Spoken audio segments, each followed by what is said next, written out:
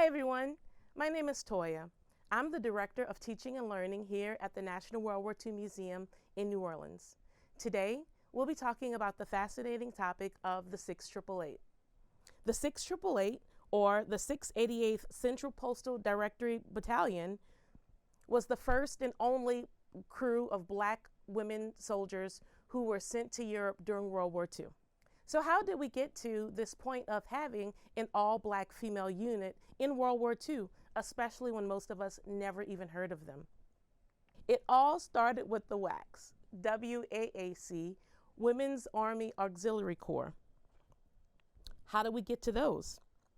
By mid-1943, the Army was running out of eligible white men to fight in the war. And there was a need for people to do other jobs than just actually holding a gun. The utilization of women in an organization such as the Women's Army Auxiliary Corps offered a golden opportunity to solve those manpower shortages. Congress established the WAAC by law on May 14, 1942. There was such a need that it rapidly grew over 6 months. And there was also a vision of the leader of the WAAC to make this more than just an auxiliary corps, but to actually have the ladies be an actual part of the Army. And so that's how we come to the WAAC, W-A-C. January of 1943, a bill was drafted to make the WAAC a part of the Army as opposed to an auxiliary element. President Franklin D. Roosevelt signed the legislation into law on July 1st, 1943. And that meant that these ladies, now known as still the WAAC, but just 1A, received the same pay, rank, and benefits as male soldiers. Even though all of the propaganda posters that we see show white women, there were lots of Black women who signed up to be a part of the WAAC as well. As a matter of fact, by the time of 1943, over 600 women had signed up. 600 Black women had signed up. Mary McLeod Bethune was instrumental in getting Black women to be a part of this and to have a major part in the war effort. She was an advisor to President Franklin D. Roosevelt and a personal friend of the First Lady, Eleanor Roosevelt. Mary McLeod Bethune had been a teacher in Florida, and she is the founder of Bethune-Cookman University, also in Florida. She and the First Lady advocated to find a meaningful role for Black women in the war. Her concern was that the war was coming to an end and Black women would be left out of it. She knew that there were lots of qualified Black women. One of those Black women was Charity Adams. Charity Adams was already serving in the Women's Army Corps at Fort Des Moines in Iowa. Other Black women had already joined the WAAC as well, and by the war's end in 1945, there's going to be over 6,000 of them. In the summer of 1944, Adams and other Black WAACs had been given the orders to train at Fort Oglethorpe, which is in Georgia. It was an overseas training center, but it also happened to be the place where lots of female WAACs had been trained. Adams said that the preparation was pretty intense, and they got to get all of the training that men got just as well. Gas mask drills, obstacle course, classroom training, how to pack their clothes, physical exams, all of the same things they got. Unfortunately, though, because they were Black, they also faced a lot of discrimination and racism. An Army nurse that commanded there as a brigadier general knew several women of the 6888, and she remembers that when they got there, the commander of the base said, "We know why you're here, and I will do nothing to help you prepare to go overseas." Finally, the time came for them to go. February 3rd, 1945, the Black group of WAACs at this point finally had a name, and it was the 6888. They were boarded on the ship, the SS Ile-de-France, and they set sail for a place unknown because they had no clue where they were going to go.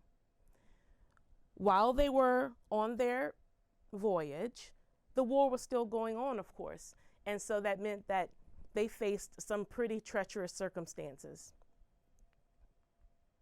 Listen to Mary Crawford Ragland talk about what they experienced as they traveled across the Atlantic. To my knowledge, I've always thought we went over on the biggest ship, the Queen Mary, but I will say we went on one of those ships. Sure. We got there, where there was, but it was rough going over because the waters were rough. The weather wasn't good, and then the German subs, we had to be turned around several times because of the German subs. Their first station was in Birmingham in England. They were stationed at an former all-boys school, and they finally found out what their job was going to be. This is a picture of the ladies, the 6888, and there's also a picture of their crest. This original caption of the picture says, "Somewhere in England, Major Charity E. Adams and Captain Abby N. Campbell inspect the first contingent of Negro members of the Women's Army Corps assigned to overseas service." Finally, they got to see their task, and it was a gargantuan one. Since the invasion of Normandy and D-Day in 1944, mail to the soldiers had been piling up because, of course, the soldiers moved all over the place rapidly before the mail could get to them. And it piled up in warehouses all across England and France. This is a picture of one of those warehouses. In some instances, it was piled up to the ceiling. And also, because sometimes parents sent goodie items to their sons, there was cookies and other edibles. Because all of this was piled up in the warehouses, there were lots of rodents as well. So lots of rats had gotten to the packages, and it was a mess when the ladies got into the warehouses to see what they were expected to do. What were they expected to do? They were expected to get this mail sorted and sent out to the soldiers as quickly as possible. Why? If it all sat that long, why did they have to still do that? Well, mail was an important part of the morale of a soldier. It was hard fighting in the war. And so to get letters from their parents or their loved ones meant a great deal to them. So these ladies had a big task. So over the next 3 months, the 6888 perfected their process by setting up 3 8-hour shifts, 7 days a week.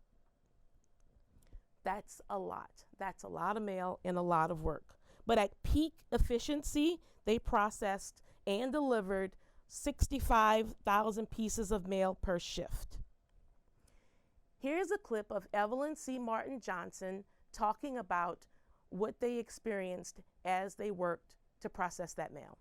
In the European theater, we were sent over to redirect all of the mail that had not been processed for the American military forces. There was a backlog of 2.5 years of mail, and the mail was stored in warehouses. If you know how your convention center look, that's the space all of that mail was stored. And I didn't believe we were going to be able to process it, but we did. The ladies adopted the motto, "No mail, low morale," to help them keep going even though the circumstances weren't so great for them to be doing this work. The warehouses were cold, there were rodents. At some points, they never knew how they were going to get through all that mail. But by war's end, they had processed over 17 million pieces of mail. This work here in Birmingham, England, they were expected to take about 6 months, but the ladies of the 6888 finished it in about 3.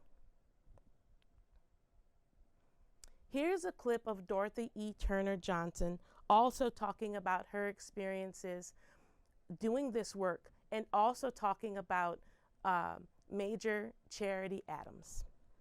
and then I was sent over then with a second group of women who were assigned, and we went to Birmingham, England, and we were housed there in what had been it was abandoned now, but it had been an elite boys' school. And they had, of course, the United States Army had gone in and renovated it and made it available for military. And so that's where we were housed. And every morning, the trucks would come in loaded with packages of mail and packages that had been housed in the warehouses somewhere in England, Mansfield or Birmingham or somewhere. And they would dump all of these packages into one big room. And then they supplied us with files, the names of men who were enlisted in the Army, in the European theater. And so every morning we had to, there was a cadre of people who went through and sorted out and gave us packages of mail that suited our files. And I had the V's. And you would have thought that that was a short list, but no. There were many, many people in the Army whose last name began with V's. And you know what was so exciting about that? Now there was part of the history of these men on the files. The Army really must be commended for the kinds of files that they kept, even under those wartime circumstances, because the men who were listed in my files, their whereabouts had been traced as far as the Army could tell at the time we got the files. And what was so strange about all of this, well, you could see the last time that this man got mail, and you were so determined to find him. So, because you had this pile of mail here that he should have gotten over the years, and packages, and you were so, and you felt a connection with this man whom you only knew by the name on the card, but you knew that he had not gotten any news from his family or friends from the last date that was mentioned on your card. And you were determined to try to find him. So that was what everybody was concerned with that. And so we worked there until we got that warehouse all cleared out. How long did that take? Let's see, that was in Birmingham. Yes. It took several months. Yes, it took several months to do that. What was the name of your unit? We were called the 688th Postal Unit. That was the name of our unit. And tell me about your commander. Well, of course, you heard about Charity Adams, didn't you? Yes. She was our overall commander that was responsible for the working of this entire unit. A very capable woman who had had her training, officers training at Fort Des Moines, and of course she was a very unusual person because she was one of the first black officers, in the Army, and she fulfilled her responsibility excellently. Now, and when we finished clearing out that monumental mountain of mail that had been piled up, now some of that mail had deteriorated to the extent that it wasn't even readable. Some of it was mildewed, some of it was still wet, some of it was, you couldn't handle it. The packages the people had sent their relatives in the Army. The packages of food, had to be just thrown away because it was no longer of any value to anybody. So we had to go through all of that and settle all of that out. But we worked very hard from early in the morning until about 4 or 5. Then we had dinner, and then we were free for the evening to explore the town. And I must say that the English were very happy to have us. And they were very wonderful hosts. And they opened up the town for us. And they came and invited us into their homes. The children would come. And the Army was well supplied with food and fruits and we had lots of stuff, and they knew we did. And the children would come, and we would give them oranges, and one of the things that they would say to us sometimes, and they would just see us on the street, and they said, "Have you any gum, chum?" And so we would give them whatever we had, and they were very wonderful hosts to us because they knew why we were there and what we were doing. And so our time there was really very interesting. They helped us explore the town and meet the people. And I just thrived, really. I really did enjoy it. One of the cool things about the 688 is that they weren't just there to process the mail, which was their main job, but because they were in the military and they learned how to do all things, they were an entirely self-sufficient unit. They had their own medics, dining hall, military police, who were trained in jiu-jitsu, transportation, administrative, and support services. They even had ladies who had been trained and worked in morgues back home. So unfortunately, when 3 of their members died in a car accident, they were able to prepare the bodies themselves. After they finished their work in Birmingham, they were then sent across the English Channel to France, to Rouen, to do the same thing.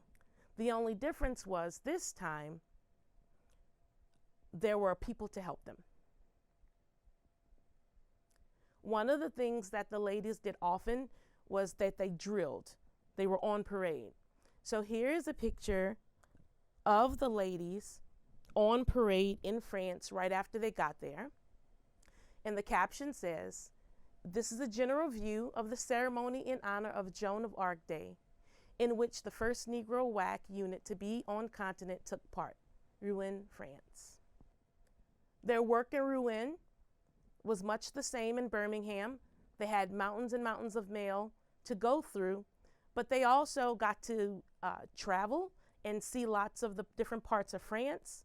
And again, because they were a self-sufficient unit, they did everything. Here's a picture of them in the snack bar that they set up on the base, and another picture of a tour of Black soldiers who were coming to see their work. Once again, they wrapped up their work there in 3 months.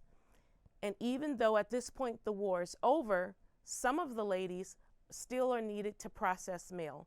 So while some were sent home in the drawdown of the war, some were sent on to the 3rd station in Paris, France, where they did the exact same thing with processing the mail.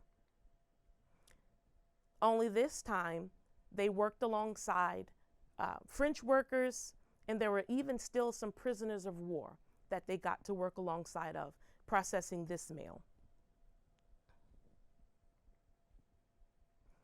It took over 75 years, but finally, in 2019, the ladies started to be recognized for their work. This is a picture of the monument that's dedicated to them in Fort Leavenworth, Kansas. The ladies started to get commendations, and then the biggest thing of all is that Congress passed a law giving them the Congressional Gold Medal in 2021, and that finally happened and was signed into law in 2022.